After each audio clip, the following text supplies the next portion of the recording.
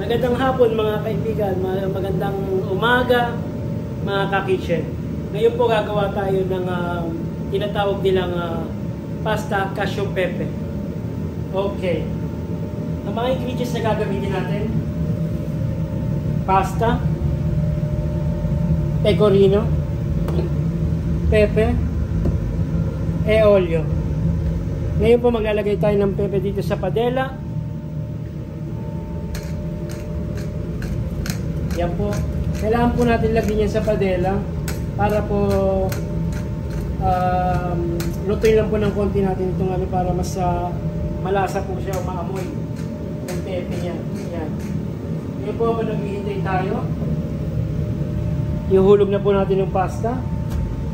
Ang pasta po na yan ay kailangan lang po ng 5 minutes sa loob sa kumukulong tubig. At maybe 3 to 4 minutes in a pan. Okay? Now, kailangan po natin lutuin para mas malasa po itong cashew pepe. Okay. Yan po. Ang kasama ko nga pala ngayon na nagbibideo sa akin ay walang iba kundi si Sander Bay, una Bangladesh. Bay Bidere. Hi. Thank you, bye. Okay. Thank you. And now, lagyan po natin ng konting olyo para mas maganda yung pagkakaano niya. Ayan. Tapos lalagyan po natin ng tubig. Pero patayin po natin dahil yan. Yan lang po yan. Napaka-simple yung ingredients lang yan. Tapos paukulo niyo po. At yun kayo, dagdagan niyo ng pepe kung kulang. Ganyan lang siya. Okay. Salamat po sa mga nanonood at manonood pa. Salamat din po sa mga nag-subscribe. Sana po pasubscribe po ng channel na to. Lagi ko pong kasama rito itong nagbibigay sa akin si Sander Bay. Lagi po siya nagbibideo sa akin at makikita nyo naman po dyan, meron kaming kakulitan dyan nung isang video, short video. You know, everybody need to the like. Everybody need to the like. Hello, Dorel, kasi watch that. Okay.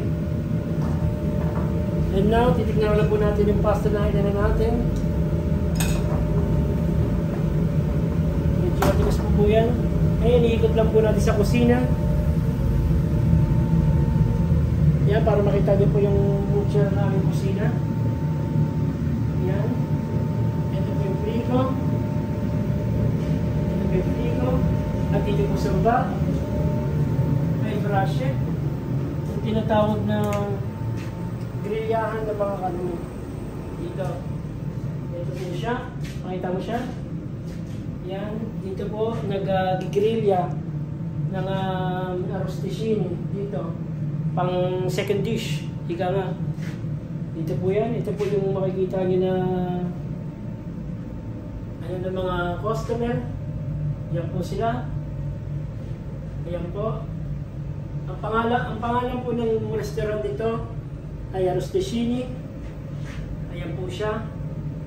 Credit to Arrosticini.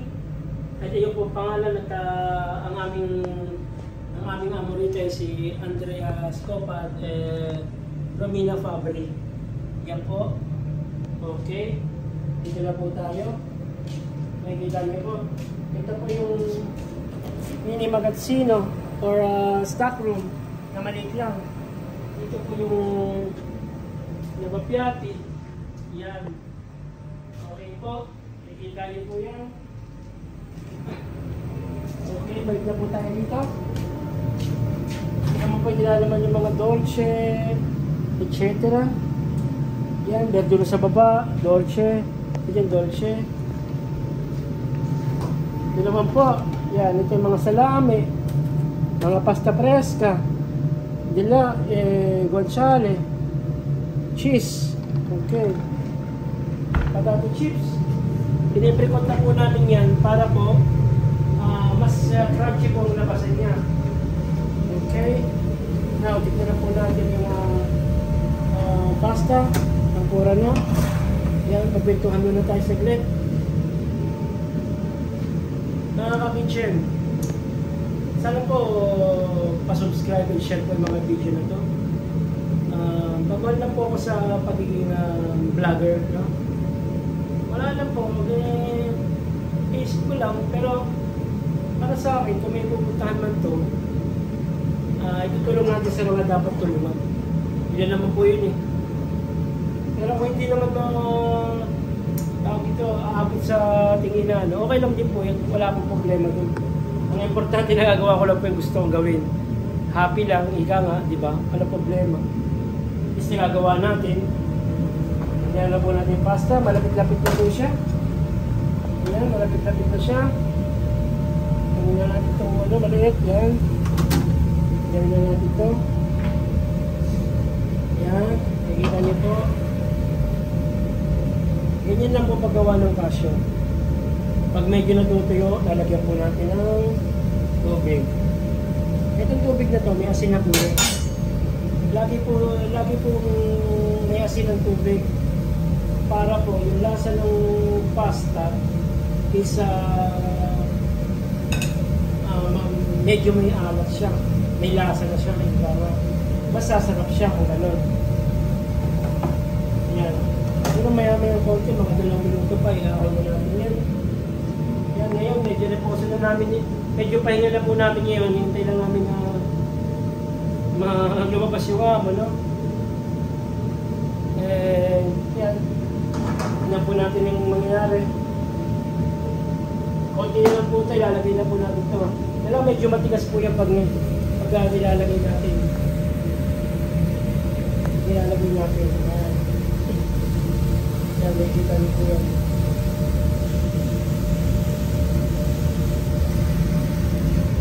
Yan, nakikita niyo po yan. Siya kumugulo-gulo. Yan, hindi na po natin i-ahon yan para mas masarap. Yan, ilalagay na po natin dyan. Nakikita niyo po na medyo marami yung tubig. Pinadya ko talaga yan para yan siya kumulo. Yan. Ngayon, daligagan natin yung pepe. Sakasakali kasi nga ay kulang pa. Yan.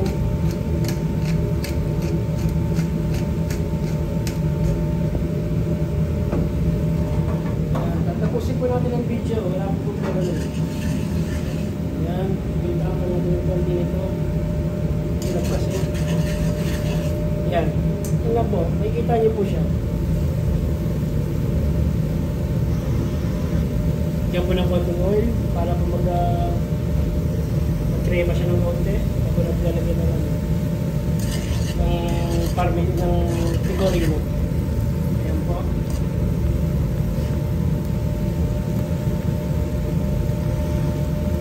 Ayan. Bye. Okay. Babayin lang po natin ang tubig. Ang tawag po dyan is spaghetti cashew pepe. Simple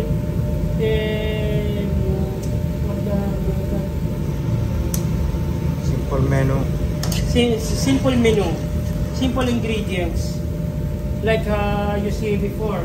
Spaghetti, pecorino, pepe, olio. That's it. Simple ingredients. And this is taste, right? Yeah, the taste is very good. Simple ingredients, taste very good. Ayan po, nakikita nyo na po, bumababa ng tubig. Ayan. And for health, right? Yeah. And for health, right here. Very good, bye. Nakakita na dyan. So po, inikot-ikot nila po siya. Okay? Ayan. Huwag po natin patutuyuin. Ayan. Okay na po yan, may konting ganyan. May konting sabaw na. Ngayon, lalagyan na po natin ito. Pecorino. Nakikita nyo po na mayroong mga itim-itim dyan. Nilagyan po na po yan ng pepe. Para po hindi na po mahirap pag-ahalo. Yan. Nakikita nyo po. This time is attention, right, chef? Yes. This time is attention. the creme. Yeah. Pay attention. Yes, simple attention. Ayan, nakikita niyo po. Magalang po basta-basta, okay lang po yan. Haluin niyo lang. Huwag niyo na pong dadagdagan ng ano kasi nalapit po masyado. Ayan. Nakikita niyo po yan. Ngayon, ipa-plug na po natin yan. Ayan. Gagawin ko how to plate this this pasta. Look at that. And put it there. Look at that.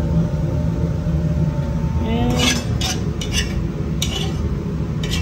it there.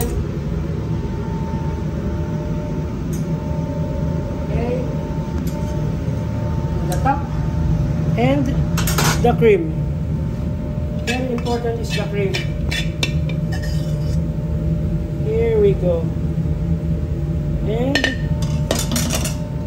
make it put some pecorino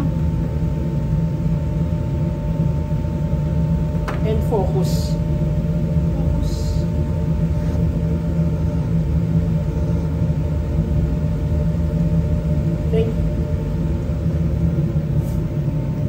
Thank you very much for watching. This one's called spaghetti cacio e pepe. Please like, share, and subscribe. Thank you.